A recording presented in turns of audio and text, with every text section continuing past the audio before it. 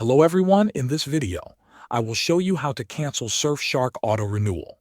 First, keep in mind that the process depends on where you bought your subscription.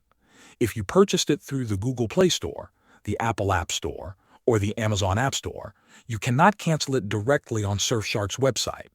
Instead, you need to manage it through the store you used. Now, if you bought your subscription directly from Surfshark's website, you have two options. You can either cancel auto-renewal on your account page or contact Surfshark support team through live chat. To cancel from your account page, log in to your Surfshark account. At the top right corner, click on your email address and choose subscription. From there, go to the payment section. You will see the option to cancel auto-renewal. Click it, and your subscription will no longer renew automatically. Even after you cancel, you will still have access to Surfshark until your current subscription period ends.